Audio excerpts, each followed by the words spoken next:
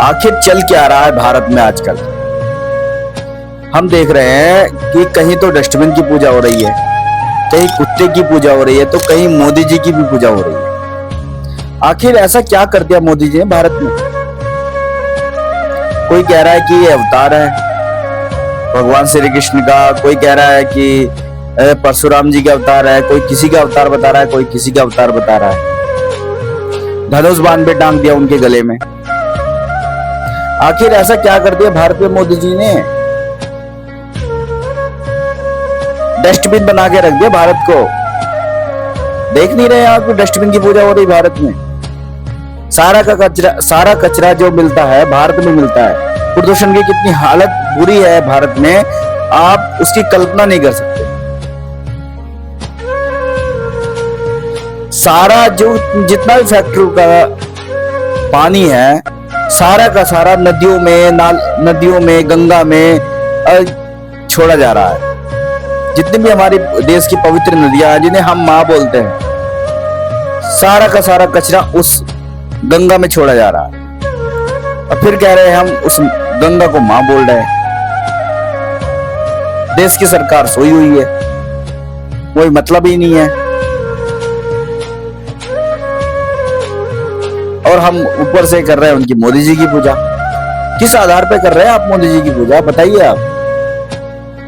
आखिर ऐसा क्या कर दिया भारत में मोदी जी ने? शिक्षा के नाम पर बिल्कुल गिर चुका है भारत। गरीबों को पढ़ने का कोई अधिकार ही नहीं है। ऐसा क्या कर दिया भारत में जब आप लोग मोदी जी की पूजा कर रहे हैं? कहीं डस्टबिन की पूजा हो रही है तो कहीं कुत्ते की पूजा हो रही है। पढ़ने लिखने से हमें कोई मतलब नहीं है। धर्मशास्त्रों के बारे में हमें जानना ही नहीं है कि धर्म का सही ज्ञान पता हो हमें। टीवी सीरियल पे देख लिया, उसके बारे में अंदाजा लगा लिया कि हमें बस धर्म यही है। अरे भाई, कुछ समझो, पढ़ो, उपनिषदों को पढ़ो, भगवत गीता को पढ़ो, तभी तो तुम्हें पता चलेगा कि तुम्हारी हालत क्या है। आप अवलोकन कभी किया है अपने बारे में कि तुम्हारी हालत क्या है? तुम कितने पानी में हो? जब आप लोग इनके बारे में पढ़ोगे या समझोगे तभी तुम्हें समझ में आएगा कि हम कितने पानी में हैं, कितनी बुरी हालत में जी रहे हैं। हमें जिज्ञासा बिल्कुल नहीं है, बस मानने की हालत है हमारी। हम कोई भी चीज है मान लेते हैं कि अगर ऐसा पुराने काल में चला आ रहा था तो अब भी यही चलना चाहिए, ये भी यही चलन होना चाहिए आगे भी।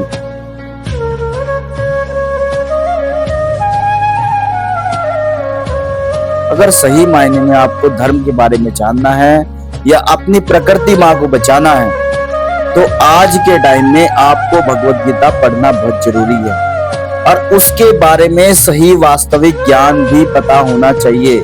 और सही वास्तविक ज्ञान जो आज प्रेजेंट टाइम में जो हमें दे रहे हैं भगवत गीता का, वो है आचार्य प्रशांत जी।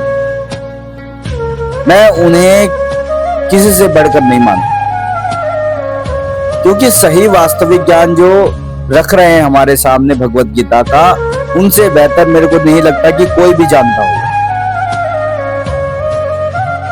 भगवत गीता के बारे में वो बोलते हैं कि आज के टाइम में अगर कोई भगवत गीता पढ़ रहा है या समझ रहा है और उसका सही अर्थ निकाल पा रहा है तो संभव है कि प्रकृति हमारी बच जाएगी। भाई, मेरी हाथ जोड़ के गुजारिश है कि अपनी माँ प्रकृति को बचा लो, भगवत गीता को पढ़ लो, अपने उपनिषदों को पढ़ लो, अपने धर्म ग्रंथों को उठा लो, ताकि ये प्रकृति बच जाए, सुरक्षित रहे, आने वाले हमारे बच्चों के लिए, हमारे फ्यूचर के लिए सुरक्षित रहे। जय श्री राम।